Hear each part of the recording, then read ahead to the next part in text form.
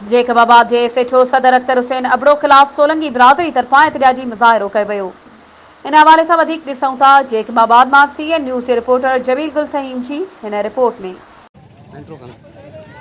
जी नाज़रीन, ही जो जमालीवा फाटक जो ही SHO सदर अख्तर अबड़े जी ज़्यातिन ज़ुल्मन ख़िलाफ़ ही सोलंगी बिरादरी जेके औरतें मर्द जो पाक किताब खणी हिनन फाटक ते SHO जे ज़ुल्मन के ख़िलाफ़ हिनन एहतजाज किया। अचो तो हुनन सां ॻाल्हि ॿोल कयूं त हुनन जो वधीक छा चवण। सदर थाने जे अख्तर हुसैन अबड़े ते छोकरो असांजे खे माना कोर्ट में हले तो केस कल टे चौथा ॾींहं खां वठी खंभे विया आहिनि। 25 तारीख़ ज़ाहिर ई कोन था करनि पिया। मजबूरन असां हे रस्तो बंदि कयो आहे। पूरो महीने एहतजाज असांजो महिरबानी करे नोटिस वरितो वञे। SP साहब खे गुज़ारिश आहे। 3-4 ॾींहं थी विया आहिनि कोर्ट में हले थो पियो मसइलो। उतो ॿाहिरों जी निकितो आहे पुलिस वारनि खे खणी विया आहिनि। ज़ाहिर ई कोन था करनसि पिया। कोर्ट में मसइलो हलंदड़ हुयो तंहिं हूंदे बि उनखे खंभे विया आहिनि। मंज़ूर इहो ख़मीस जे ॾियारे अॻा करे खणी विया आहिनि। हाणे असांखे इहे महिरबानी करे असां क़ुर शरीफ़ खणी असांखे मोटाए ॾियो। 25 ठीक है न 25 ते असो छोकरो खमीस वारे डी हाज़िरी हुई मुख्तियार कार जी रखियल वो उन्हीं ते हे केस आहे असांजो शीशन कोर्ट जो। असां केस भी खटियो आहे। असो वकील हो तारिक हुसैन थहीम साहब असांखे केस खटराए शीशन साहब को ॾिनई। असो छोकरो जीअं कोर्ट जे ॿाहिरि निकितो आहे SHO सदर थाने वारो खंभे पंहिंजो उते गुम करे छॾियईं।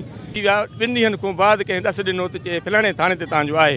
असां पोइ छोकिरे खे मानी मोकिली आहे। पोइ उते मानी खाराए असांजो छोकिरो उन थाने ते आयो ऐं उन छोकिरे सां मिलियो ऐं सदर थाने जी हद में उहो पंहिंजे इलाइक़े में हुयो छोकिरो ऐं कोर्ट असांजे हक़ में फ़ैसिलो कयो आहे।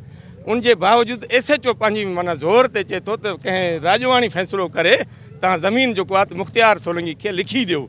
असां चयोसीं बाबा असांजो राजवाणी फ़ैसिलो करूं बाक़ी पोइ हे मुख्तियार शीशन जज साहब पोइ कहिड़े कम जो आहे रखियो वेठो आहे यरमाल न NC न FIR माना 24 घंटे जो न NC भी ना है उनके मथो न FIR आहे कुछ भी ना है बावजूद असो छोकरो जो यरमाल।